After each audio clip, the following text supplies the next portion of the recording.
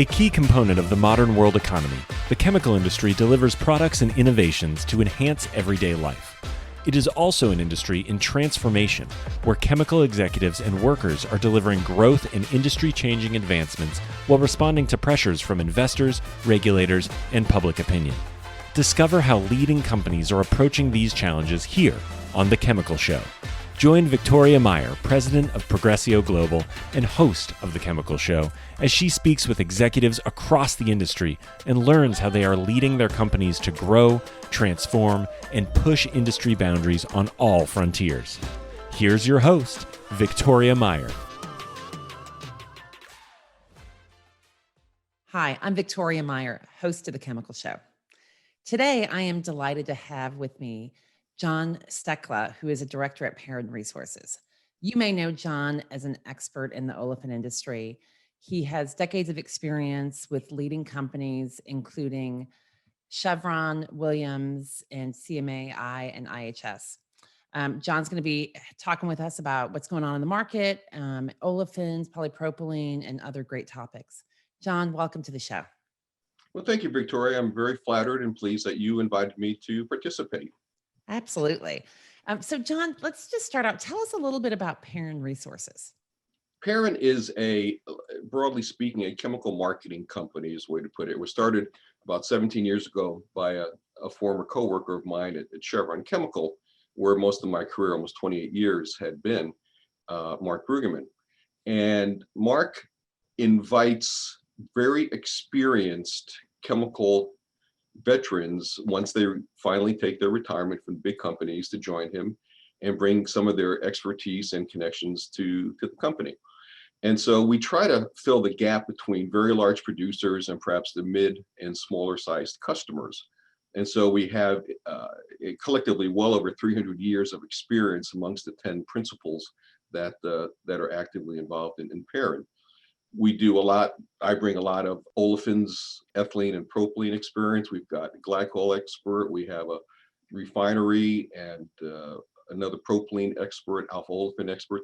And so we try to bring our experience that we then share with a lot of companies, and really in a lot of respects look at ourselves as problem solvers.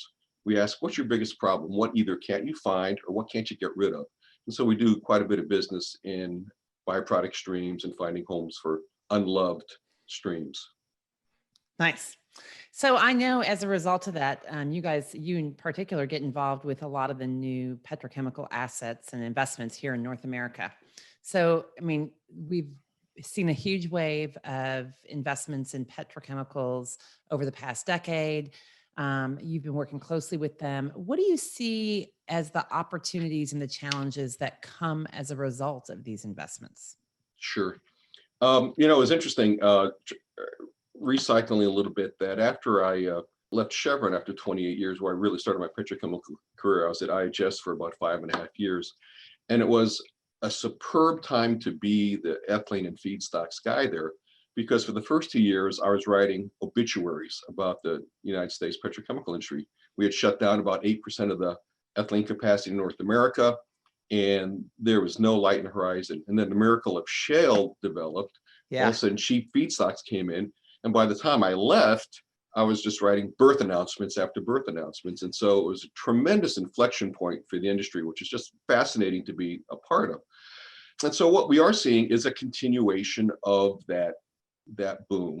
And typically what you're doing when you're looking at locating your plant, you're really chasing the cheapest feedstocks that you can find.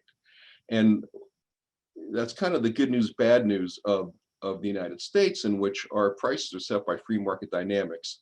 And so you are very sensitive to supply and demand, and that's going to drive the cost of your feedstocks.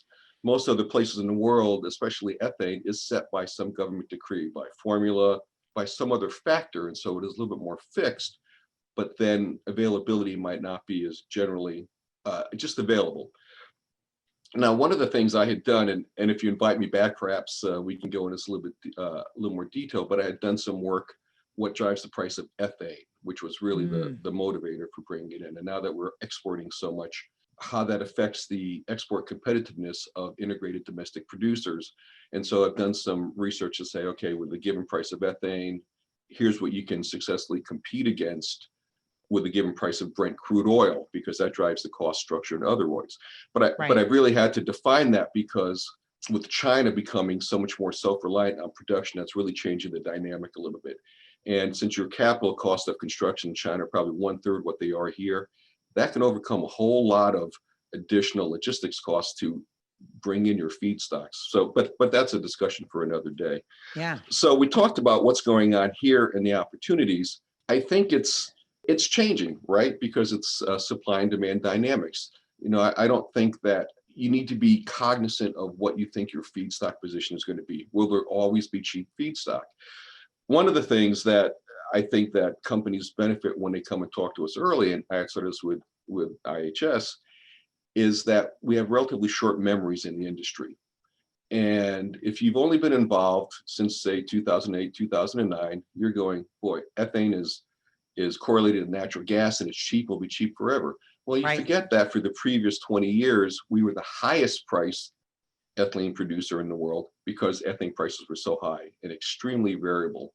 So you really have to take the long-term view. In investment here, we're recognizing that you're building your plants for the export markets totally. All the domestic markets are well satisfied. We really don't import much of any of the olefins chain. We're all looking for the export markets. So one, you've got to make sure that the export demand will remain there. Two, you'll be in a cash cost of production position to support those exports. And typically, if you look back in history, that you need somewhere between 8 to 10 cents a pound production advantage to cover your export logistics costs. So that's a good rule of thumb. Yeah, as a rule of thumb. Yeah. But when it comes to producing plants here, I think that it is appearing that the states are becoming a little bit less supportive of projects. They still are. Louisiana, very supportive of the Formosa Sunshine Project, which is gigantic. But one of the things that we're seeing that they have been recently sued by 2 environmental groups. And so I think there's going to be a rise of environmental activism that you just need to be aware of and be prepared to deal with. Certainly the cost of production has really skyrocketed. And if you look at whatever your engineering forecast is, you could probably increase that by a factor of 40 or 50%, which would be more accurate. One of the challenges a lot of people have had is finding experienced operators. If you look at a relatively constrained market like Lake Charles, where we've had several plants built and refining, they'll wait for one company to train the guy and then they poach him away. And so there's this constant revolving circuit of experienced maintenance or people in support. So, finding an adequate supply of workers has been a challenge as well.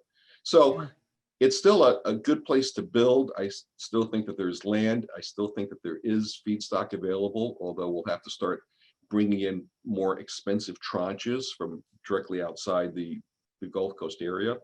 But it is one of the places you can come in and do your thing. Yeah, interesting. So the boom that we've seen over the last 10 years, while it seems to have taken a little bit of a pause, you don't think it's necessarily over yet? I think so. Certainly the global coronavirus pandemic has kind of flattened out the whole market and has caused projects to delay. So we'll just have to see how really the global market just recovers. And the other thing I think I might mention is that for companies that aren't in the United States or in North America with investment, it's a challenge to get up to speed, to learn how to work in the markets, to learn how to work with the states. Absolutely. And kind of understand who the contacts are, working with the local boards for educational boards for tax relief. And so there's a huge learning curve if you're new to the market diving in. Yeah, makes sense. Makes sense. So let's talk a little bit about petrochemical trends. So you mentioned the COVID pandemic. What impact has COVID had broadly on the chemical markets? I know we've seen some price spikes and escalation and just certainly supply demand disruptions, but what are you seeing from where you sit? Sure. One of the businesses that we are in significantly is in the propylene chain. We have a pretty interesting refinery propylene and truck and rail business, as well as we're one of the largest marketers of polymer grade propylene in truck and rail in North America. And so we're very sensitive to that market in particular. And I think that would be a very interesting topic. So maybe we'll go down that a little ways to Let's talk do about. that. And so when you look at the pandemic, what happened, right? People started shutting in, they stopped driving, they stopped flying. And so we saw refining operating rates drop off to the lowest levels in history. They've since recovered to about 85% operating rates, which is where they were in going back more than a year. So we're starting to see some increased demand, but especially jet kerosene production dropped off tremendously. Right. Well, when you look at refining operating rates dropping, what else doesn't come out of the pipe? Well, you look at one of the major byproducts is refinery grade propylene or propylene molecules. And one of my coworkers, Jerry Winters, who has a long history with Arco Lyondell, had done some analysis of FCC operating rates. And he estimated that as much as 15% or 2.8 billion pounds of propylene, there was that much of a reduction in propylene output from the refineries, which is a tremendous amount. You know, other things we don't really see. Sulfur became extremely tight, elemental sulfur, because sulfur gets recovered from sour crudes. It then gets sold off for things like sulfuric acid, for mercat, whatever it is. And we saw the price of sulfur at the beginning of last year at about $36 a ton. It's currently $192 a ton. Wow. So it's gone up about more than about 5.5x sulfur. So anything with this related to sulfur, with fertilizers and different applications. Wow. We see unexpected consequences like that. So in addition, we saw our ethylene units, our crackers, drop down their operating rates because most ethylene derivatives get used in disposables, in packaging. Now, some products like surfactants were extremely strong. Yep, everybody was cleaning.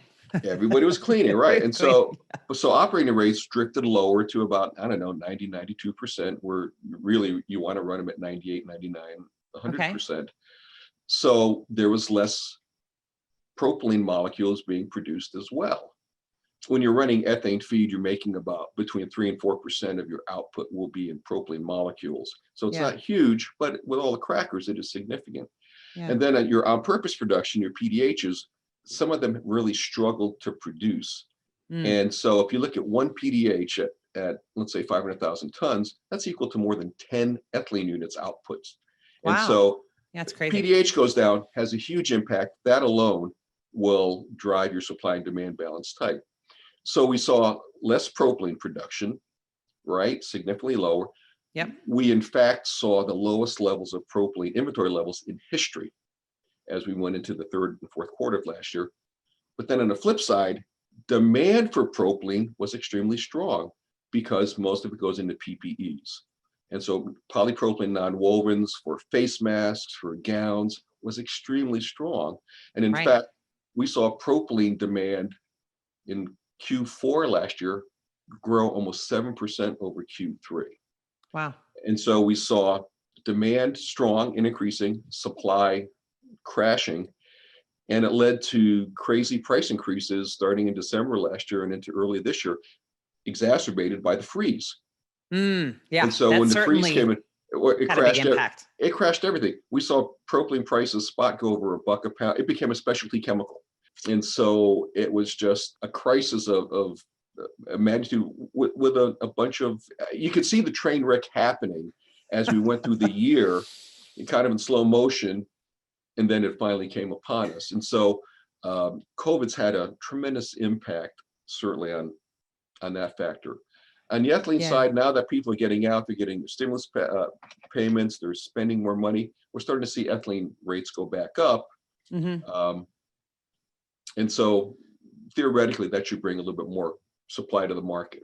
But do you think it's interesting? I don't think people inside the industry recognize some of the interconnectedness of it, but certainly people outside the chemical industry don't see what those knock-on effects are and understand how connected it is. Your point about, when we're driving less and flying less, and the refineries are operating at significantly lower rates, it then ends up having an effect, all the way down the value chain to, propylene, polypropylene, the face masks that we've all come to know, if not love.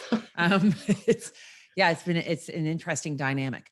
So John, one of the things is how global of a market is propylene itself, right? So I know that propane obviously as a feedstock of choice is globally traded. I guess polypropylene is also to a certain extent because it's as a solid material, it's easily transportable, et cetera. How global is the propylene market, or is it really still a regional market? That's a really good question. It is becoming more and more a global market. Um, there used to be polymer grade propylene.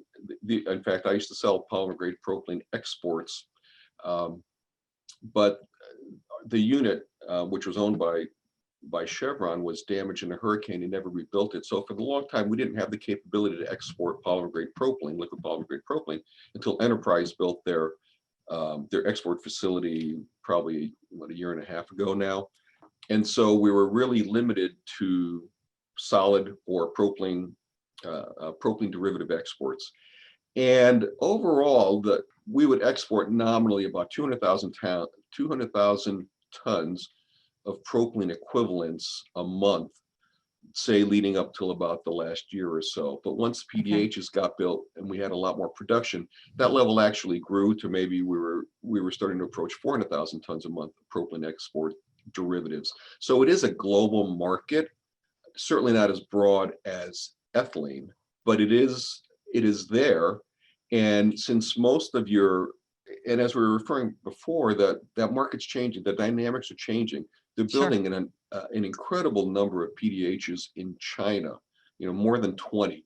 And so they're really looking at exporting propane as their feedstock, whether it be from British Columbia due to the tremendous excess of propane out of Western Canada or out of the US. They have made the decision, we can bring the feedstock in with our lower capital cost units, make our propylene and propylene derivatives, and compete successfully and fight off derivative exports from, say, the US or Japan or Korea. Yeah, well, and that kind of ties to their long-term strategy viewpoint of being much more self-reliant, Absolutely. certainly in this entire chemical and petrochemical space. Yep. So do you see that volatility in the propylene market reducing? I mean, when do you anticipate things coming quote unquote normal again, if we even know what normal is anymore? Well, that's the one thing that was evidenced by this, is that propylene is still a byproduct business, right? And so there's not enough on-purpose production yet to take swings out of the market. So it will always have the potential to have these wild swings. Okay. Because of that, the difference between a non-purpose product and a byproduct. They're just subject to extremely sensitive to supply and demand balances. So it will probably continue to be quite volatile. Once refining operating rates get back up, once we get all of our PDHs and our crackers running normally, I think supply will improve, and then we'll begin to see the prices begin to settle back down a little bit. I mean, so they went up about 40 cents a pound. They hit a top of 88.5. They've already come down about 37 cents or something. I think they closed it at 57 this month. So you can just see it goes up, goes down, and that really doesn't do anyone any good, right? It's so difficult as a propylene customer to consume, make your derivatives, because you don't know what your prices are going to be. But the suppliers, it's a finite supply, right? And so if you've got too much demand, you got to kill off demand by price. So it's always a challenge. To manage. It is a challenge, and it's like one that's not going to go away. So, That's right. So John, you've been in the chemical industry for decades now. and have seen a variety of changes. If you were going to start over knowing what you do, would you still join this industry? And is this an industry that you recommend for people to join and participate in? That's a really interesting question. I do. I think that it's an outstanding industry. I think the people in it are tremendous. That I can really think of just one guy in my career from a customer supplier perspective who I had a little bit, not a huge issue. It was more percent. I've had more trouble with bosses than I've had with customers in the industry. That happens a lot. and I sent you the note. I mean, the chemical industry kind of runs through my family, right? I married a customer, Yeah. and I never cut her price though. So I want you to know, as hard as she tried to negotiate, I never cut her price. And my son is kind of following in dad's footsteps. He's got his undergraduate in chemistry. He's finishing his MBA right now at the University of Buffalo, and his first job was in chemical sales. So excellent. And I think that he grew up listening to us talk about the industry over the dining room table, and usually in the most positive ways. Although my wife would always think that the buyer was correct, and I would always think that the seller was correct. So he got to see both sides of the negotiation. Absolutely. But, yeah, and I think it's fascinating, and that's one of the reasons I'm still working, and I enjoy going to work every day. Is I learn something different every day from one of these guys, and I think that that's a key for all of us. When you're working, try to learn something every single day, and that's why I love going to work at IHS.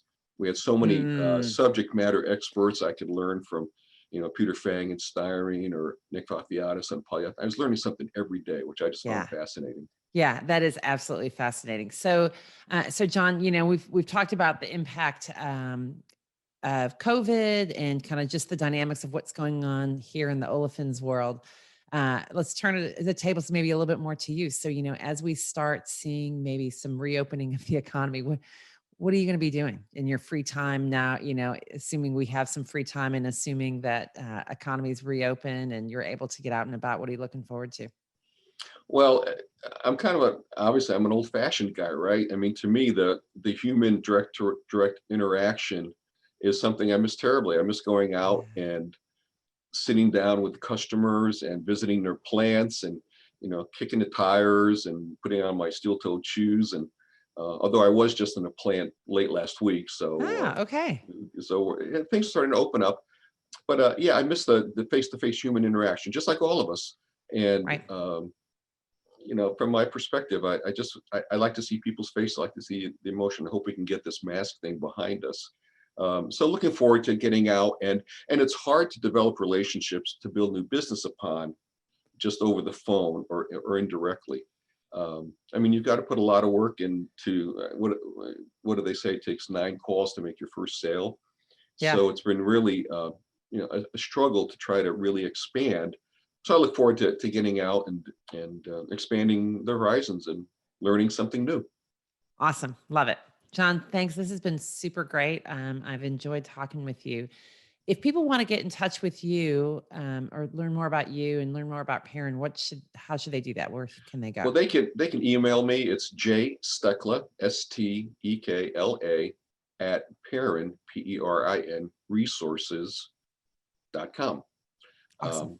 Feel free to send me a text. I'll be glad to talk to everyone.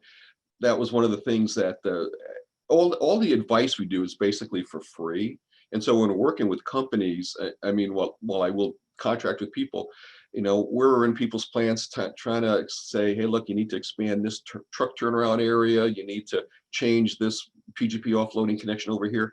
So we really try to add a lot of value in what we do. So I'll be glad to talk to anyone that would like to chat. Fabulous. Love it. All right, John. Well, thank you so much for joining us today. I really appreciate you being on the Chemical Show. And I'm sure people will enjoy this podcast episode as well.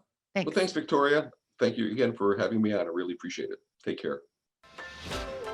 We've come to the end of today's podcast. We hope you enjoyed your time with us and want to learn more. Simply visit thechemicalshow.com for additional information and helpful resources.